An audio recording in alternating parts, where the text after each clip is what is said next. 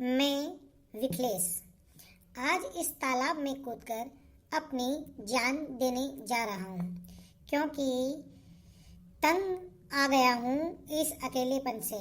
ना कोई साथ देने वाला है, ना कोई साथ रहने वाला, और दोस्त भी किसे दूँ जब मेरी इस हालत का जिम्मेदार मैं खुद हूँ।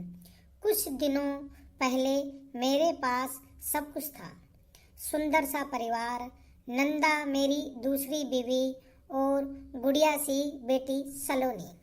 सलोनी मेरे कलेजे का टुकड़ा थी। वह 5 साल की थी तभी उसकी माँ लक्ष्मी चल बसी थी। छोटी सी उस बच्ची को मैंने कभी माँ की कमी महसूस होने नहीं दी थी। मैं अपनी बेटी की परवरिश अच्छे से कर रहा था, लेकिन मेरे रिश्तेदारों का कहना था कि माँ आखिर माँ होती है। सलोनी को माँ की ज़रूरत है और इसीलिए मुझे दूसरी शादी कर लेनी चाहिए। लेकिन मैं तैयार नहीं था, क्योंकि जानता था कि सौतेली माँ सौतेली ही होती है। आखिरकार मेरे अपनों की जिद के आगे मुझे घुटने टेकने पड़े और मुझे नंदा से शादी करनी पड़ी। शुरू में सब ठीक ठाक चला, लेकिन धीरे धीरे नंदा अपना सौतेला रंग दिखाने लगे। ऑफिस से घर आकर मुझे सलोनी के साथ खेलने की आदत थी। उसे गोदी में उठाकर मुझे जो सुकून मिलता वह अकल्पनीय था। तकरीबन 8 महीने पहले की बात है। मैं जब ऑफिस से घर आकर सलोनी के पास गया, तब अचानक नंद ने चिल्लाने लगी। सलोनी को उठा लिया।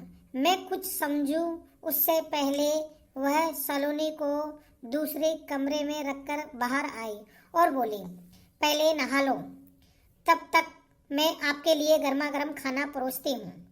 उस दिन के बाद नंदा का व्यवहार अजीब सा हो गया था। वो कुछ न कुछ तरकीबें लगाकर सलोनी को मुझसे दूर रखने का प्रयास करती। कुछ कहने जाओ तो वर्तमान परिस्थितियों को लेकर मेरे सामने सलाहों का पिटारा खोल देती। फिजूल की बकवास, मेरे गले वह बातें नहीं उतरती थी, क्योंकि मैं जान गया था कि नंदा मुझसे मेरी बेटी को दूर करना चाहती है। मैंने भी नंदा की कारस्तानियों का मुंह तोड़ जवाब देने की ठान ली। अब मैं उसकी एक बात नहीं मानता। सलोनी के साथ खूब खेलता। मैं अपनी बेटी को दुनिया भर की खुशियाँ देना चाहता था। वह भी बहुत खुश थी, लेकिन अचानक हमारी खुशियों को मानो किसी की नज़र लग गई। एक दिन सलोनी की तबीयत बिगड़ गई। मेरी सांसों में बसी सलोनी की सांस लेने में तकलीफ होने लगी। मैं डर गया, मेरा दिमाग सुन्न हो गया। मैं फौरन सलोनी को हॉस्पिटल ले गया, लेकिन यह क्या, उस दिन मेरी बेटी जो हॉस्पिटल में गई वह गई। डॉक्टर ना मुझसे उससे मिलने देते, ना उससे बात करने देते थे। मानो सबका व्यवहार नंदा सा सौतेला हो गया था।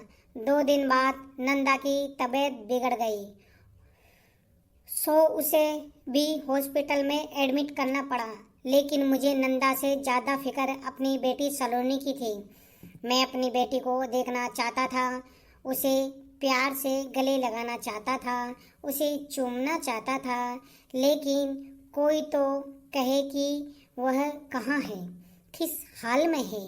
बस एक दिन डॉक्टर ने आकर मेरे हाथ में 2 कागज़ थमा दिए और बोले, तुम्हारी बेटी का डेथ सर्टिफिकेट है और यह तुम्हारी बीवी का डेथ सर्टिफिकेट है। मैं सुन्न सा अपनी जगह पर खड़ा रहा। मेरे सामने नर्स बोली, तुम्हारी बीबी ने तुम्हारे लिए एक संदेश छोड़ा है। मैंने बोला, क्या संदेश है वो? कोरोना के इस महामारी में अगर हम एक दूसरे से दूर रहते तो आज साथ साथ होते। मेरे हाथ से कागज छूट गया। तालाब में कूदने से पहले मैं आपको एक सवाल पूछना चाहता हूँ। आप ही कहिए, कौन बुरा था, मैं या सौतेली माँ? Thank you.